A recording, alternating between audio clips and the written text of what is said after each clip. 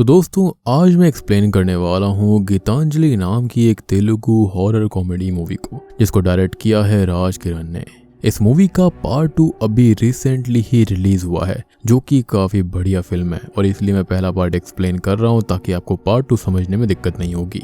और पार्ट 2 यानी कि जो मूवी अभी रिलीज हुई है 2024 में, उसका एक्सप्लेनेशन आपको थोड़ी ही देर में मिल जाएगा। तो जल्दी से इस वीडियो को 5000 लाइक्स कर दीजिए और सब्सक्राइब कर लीजिए, अदरवाइज आप तक नोटिफिकेशन ही नहीं आएगी। इस मूवी की IMDb रेटिंग है 6.1 स्टार्स आउट ऑफ 10 और आप इसको फिलहाल आहा ऐप पर फ्री में देख सकते हैं। और दोस्तों मैंने हाल ही में ही एक बहुत बेहतरीन इंडोनेशियन नेटफ्लिक्स हॉरर मूवी को एक्सप्लेन किया है, जिसका नाम है त्रिनल। उसका लिंक आपको नीचे डिस्क्रिप्शन में पिन कमेंट में दोनों में मिल जाएगा।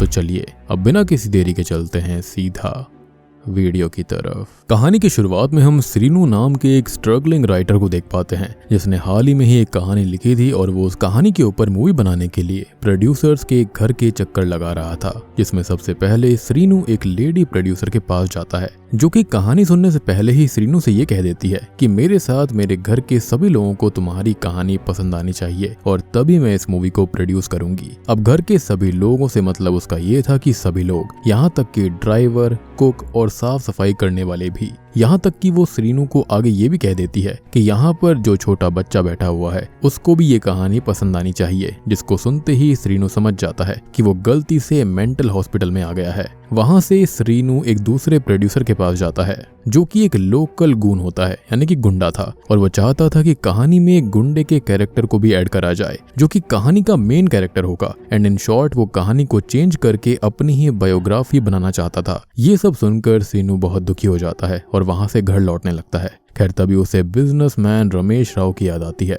जिसे उसने एक बार अपनी कहानी सुनाने के बारे में कहा था और रमेश ने उसकी बात मान भी ली थी। श्रीनु तभी रमेश को कॉल करता है और सीधे उनसे ये कहता है कि सर मेरी कहानी तैयार है और ये कहानी श्योरली आपको नंदी अवार्ड दिलवा कर रहेगी। असल में नंदी अवार्ड तेलुगु सिनेमा का फेमस अवार्ड है, जो कि सिर्फ बहुत ही अच्छी मूवीज को मिलता है। अब रमेश राव को बचपन से ही मूवीज का बहुत ही शौक था, जिस वजह से वो चाहता था कि वो मूवी प्रोड्यूस करे और मूवी नंदी अवार्ड भी जीते। रमेश अब नंदी अवार्ड का नाम सुनते ही श्रीनु की बात मान लेता है और उसे 3 घंटे में ऑफिस आकर कहानी सुनाने के लिए बोलता है। जिसके बाद रमेश जो होता है वो श्रीनु के इंतजार में ऑफिस में बैठा रहता है, लेकिन 3 घंटे बीत जाने के बावजूद भी श्रीनु वहां पर नहीं आता, जिससे गुस्सा होकर रमेश वहां से जाने लगता है। लेकिन ठीक उसी मौके पर श्रीनु वहां पर आ जाता है, जो कि रमेश को देखते ही उसे बार बार सॉरी बोलने लगता है। लेकिन लेट होने की वजह से रमेश इतना गुस्सा हो जाता है कि वो कहानी सुनने में बिल्कुल इंटरेस्टेड नहीं था और साथ ही साथ श्रीनु को भी मारने ही वाला था। पर किसी तरह से श्रीनु रमेश के गुस्से को शांत करता है और उसे कहानी सुनाने के लिए फिर से मना लेता है। जिसके बाद श्रीनु रमेश को अपनी कहानी सुनाना शुरू करता है। तो वो बताता है कि कहानी की शुरुआत होती है वेंकटेश नाम के एक सिक्योरिटी गार्ड से, जिसे अपने बिल्डिंग के फ्लैट नंबर 202 से अजीब सी आवाजें आ रही होती हैं, यानी कि हॉरर स्टोरी है ये।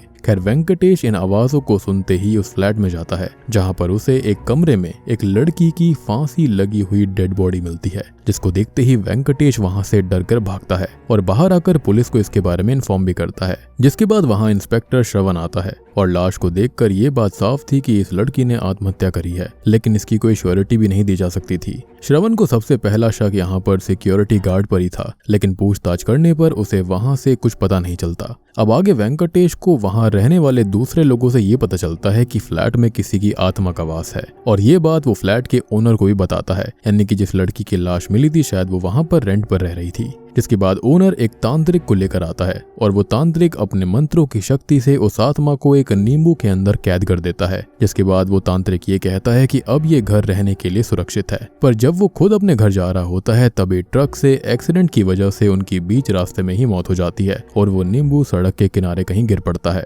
श्रीनु आगे रमेश को बताता है कि यहाँ से कहानी 3 महीने आगे बढ़ेगी, जहाँ पर श्रीनिवास नाम का एक लड़का, जिसे फेमस राइटर बनना है और उसे अपने कहानी के लिए प्रोड्यूसर भी चाहिए, यानी कि श्रीनु खुद की ही कहानी के अंदर खुद को एक इमेजिनेटिव हीरो की तरह ही दिखा रहा था। वो विजयवाड़ा शहर में आता है, जहाँ पर बस से आते ही वो अंजलि नाम की एक लड़की से मिलता है, जिसको देखते ही श्रीनिवास उसको पसंद करने लगता है और जल्दी ही दोनों की दोस्ती भी हो जाती है। लेकिन अगली सुबह अंजलि अपने स्टॉप पर उतर जाती है और उस वक्त श्रीनिवास सो रहा था, जिस वजह से वो अंजलि से उसका नंबर नहीं ले पाता, जिसका आगे चलकर श्रीनिवास को दुख भी होता है कि वो सो कैसे गया। खैर अब श्रीनिवास अपने दोस्त मधु से मिलता है, जो कि उसे अपने कॉन्ट्रैक्ट के जरिए रहने के लिए एक फ्लैट दिलवाता है, जो कि अनफॉर्चुनेटली या फिर ये कहें कि फॉर्चुनेटली वही फ्लैट था जिसके अंदर उस लड़की ने खुद को खत्म किया था। लेकिन ऑब्वियस सी बात होती है कि ब्रोकर उन दोनों को ये बात नहीं बताता, साथ ही साथ उन्हें उनके फ्लैट का एक कमरा नहीं खोलने की हिदायत भी देता है, जिसके लिए वो उन्हें कोई अजीब सा कारण बता देता है। पर सच बात तो ये थी कि उस कमरे के अंदर उस लड़की की लाश मिली थी। खैर आगे श्रीनिवास दिलराजू नाम के एक प्रोड्यूसर को अपनी कहानी सुनाने जाता है, लेकिन उस वक्त प्रोड्यूसर के मौजूद ना होने की वजह से उसे घर लौटना पड़ता है। उसी दौरान हम वहाँ पर दो लफंगे लड़कों को देखते हैं, जिनके नाम अथरेया और अरुद्रा था, जिन्हें पता चल जाता है कि श्रीनिवास यहाँ पर क्यों आया है, और इसी का फायदा उठाते हुए वो शाम को श्रीनिवास के घर जाते हैं और उसको कहते हैं कि हम दिलराजू सर के क्रिएटिव टीम के मेंबर्स हैं और उन्होंने हमें तुम्हें टेस्ट करने के लिए भेजा है। ये कहकर दोनों घर में घुसने में कामयाब भी हो जाते हैं और वहीं से ये दोनों फिर श्रीनिवास से अपनी बहुत खातिरदारी करवाते हैं। और उसी रात सरप्राइजिंगली अंजलि श्रीनिवास के घर पर आती है और उसको कहती है कि मेरी फ्रेंड यहीं पर रहा करती थी और मुझे पता नहीं था कि तुम यहाँ पर अभी रह रहे हो। अब श्रीनिवास ऑब्वियसली मैनरिज्म के चलते अंजलि को अंदर बुलाता है, उसको कॉफी देता है और दोनों बैठकर बातें करने लगते हैं, जिस दौरान बीच में ही श्रीनिवास की आंख लग जाती है और सुबह वो देखता है कि अंजलि वहां से चली गई थी। अब लगभग हर रात 11 बजे के आसपास अंजलि श्रीनिवास से मिलने आया करती थी, जहां पर वो अथरेया और अरुद्रा से भी मिलती है, लेकिन हर रोज सुबह होने से पहले ही वो वहां से चली जाया करती। इसी दौरान अपना नाटक जारी रखने के लिए अथरेया और अरुद्रा श्रीनिवास को दिलराजू के पास लेकर जाते हैं और अथरेया फिर श्रीनिवास की तरफ हाथ दिखाते हुए दिलराजू से ये कहता है कि सर इस आदमी को कैंसर है और ये आपका बहुत बड़ा फैन है। इसकी आखिरी इच्छा ये है कि ये आपको अपनी लिखी हुई कहानी सुनाए, जिसको सुनकर दिलराजू श्रीनिवास की कहानी सुनने के लिए मान जाता है, जिससे कि श्रीनिवास को बहुत खुशी होती है और उसे वाकई में लगता है कि हाँ भाई ये तो दिलराजू के ही लोग हैं। लेकिन सच्चाई तो ये थी कि यहाँ पर उसके साथ बहुत बड़ा स्कैम हुआ था। खैर आगे एक दिन दो पुलिस ऑफिसर्स आकर श्रीनिवास को कपड़े में ढका हुआ कुछ सामान देते हैं और उसको कहते हैं कि इस सामान को उस बंद कमरे में रख देना। और ये कमरा आप जानते हैं कि कौन सा है, ये कमरा वही था जहाँ पर उस लड़की ने खुद के साथ गलत किया था। जिसके बाद श्रीनिवास, अथरेया और अरुद्रा उस सामान को लेकर उस कमरे में जाते हैं और फिर उन्हें बहुत ही शॉकिंग चीज देखने को मिलती है। और जब वो उस कपड़े को हटाकर देखते हैं तो उसके अंदर ढेर सारी फोटोज थी और ये सारी की सारी फोटोज किसी और की नहीं बल्कि अंजलि की होती हैं। जी हाँ, और तभी वहां वेंकटेश भी आ जाता है, जिससे श्रीनिवास पूछता है कि इस लड़की की फोटोज इस घर के अंदर क्यों आई हैं और ये लड़की हर रात यहाँ पर क्यों आती है। जिसको सुनते ही वेंकटेश हैरान रह जाता है और उनसे कहता है कि इस लड़की ने इसी कमरे में कुछ महीनों पहले आत्महत्या कर ली थी। और आप लोग ये किस तरह का मजाक कर रहे हैं कि ये लड़की यानी कि अंजलि यहाँ पर रात में आती है, क्योंकि उसने इस फ्लैट के अंदर अभी तक रात में किसी को आते हुए नहीं देखा था और कोई मरकर वापस कैसे आ सकता है। ये सुनते ही तीनों डर से कांपने लगते हैं, क्योंकि ऑब्वियस सी बात है इतने दिन से या फिर ये कहें कि इतनी रातों से ये लोग उससे बात कर रहे थे, यानी कि अंजलि से।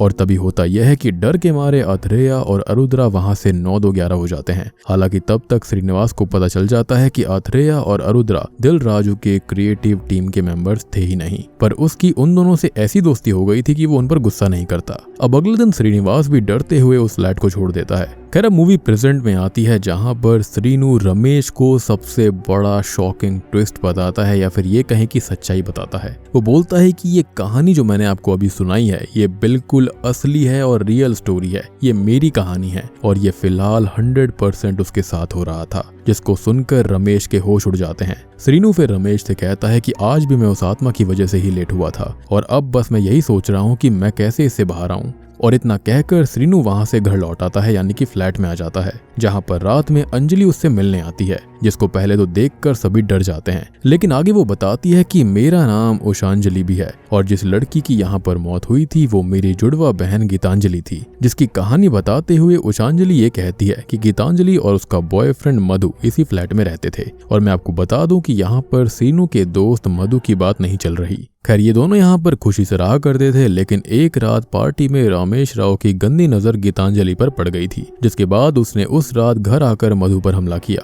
और उसके सामने ही गीतांजलि के साथ गलत काम किया। और ये सदमा गीतांजलि झेल नहीं पाई और उसने अपनी जान ले ली। और ये चीज जब रमेश ने देखी तो उसने गीतांजलि की बॉडी को रस्सी से लटकाकर वहां पर ऐसा माहौल बनाया, ऐसा सिनेरियो क्रिएट किया कि मधु ने गीतांजलि पर हमला किया था, जिसके बाद उसने अपनी जान ले ली। मधु उस वक्त तक बेहोश हो चुका था, इसलिए वो कुछ भी नहीं कर पाया था। जिसके बाद रमेश ने इंस्पेक्टर श्रवण को पैसे खिलाकर इस झूठ को सच बना दिया कि मधु की वजह से गीतांजलि की जान गई थी, जिससे कि मधु को उम्र कैद की सजा मिल गई और इस वक्त वो जेल में है। यानी कि यहाँ पर रमेश राव ही सबसे बड़ा विलन था। उषांजलि आगे बताती है कि मैं यहाँ पर इसलिए हर रात आती थी ताकि मुझे रमेश राव के खिलाफ कोई सबूत मिल सके, और ये सच जानकर सभी उसकी मदद करने का फैसला करते हैं। और श्रीनू उसको कहता है कि मैं यहाँ पर रमेश को ला सकता हूँ और अगर वो किसी भी तरह से अपना गुनाह कबूल कर लेगा तो हम उसको रिकॉर्ड कर सकते हैं। जिसके लिए वो प्लान बनाते हैं कि उषांजलि असल में गीतांजलि की आत्मा बनकर रमेश के सामने आएगी और उस डर से रमेश राव अपनी गलतियों को एक्सेप्ट कर लेगा। खैर अब इस चीज में हेल्प करने के लिए मधु के साइकियाट्रिस्ट अंकल यानी कि शैतान राज उषांजलि को सिखाते हैं कि उसे कैसे आत्मा और भूत जैसी एक्टिंग करनी है। जिसके बाद शाम हो जाती है और रमेश राव के आने का वक्त हो जाता है। और अब यहाँ पर हमको काफी पहले ही पता चल जाता है कि रमेश को ये बात पहले ही पता चल चुकी है कि गीतांजलि की एक जुड़वा बहन भी है जिसका नाम उषांजलि है, और इस वक्त वो श्रीनू के साथ मिलकर उसे फंसाने की कोशिश कर रहे हैं। इसलिए रमेश राव पूरी तैयारी के साथ वहां गन, बॉडीगार्ड्स वगैरह लेकर आता है और जैसे ही उसके सामने उषांजलि आती है,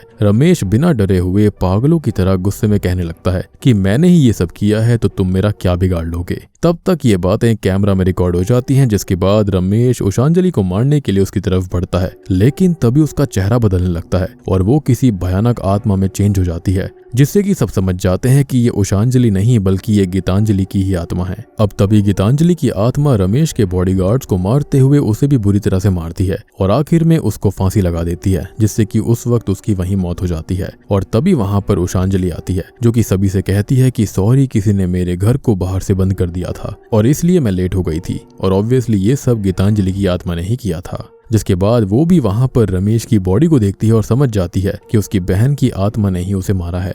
खैर मूवी के एंडिंग सीन में हम देखते हैं कि कैमरा के रिकॉर्डिंग की मदद से ये साबित हो जाता है कि मधु ने गीतांजलि को नहीं मारा था और फिर उसे रिहा कर दिया जाता है। और उसी दिन मधु का बर्थडे भी होता है, जो कि मेरे ख्याल से उसके लिए सबसे बड़ा गिफ्ट होगा कि जो गीतांजलि और उसके कल्प्रिट्स थे उनकी मौत हो चुकी है। जिसके बाद हम नोटिस करते हैं कि सभी शाम में मिलकर उसके बर्थडे को सेलिब्रेट करते हैं और खुशियां मनाते हैं। और बूम, इसी के साथ में ये मूवी यहीं पर खत्म हो जाती है।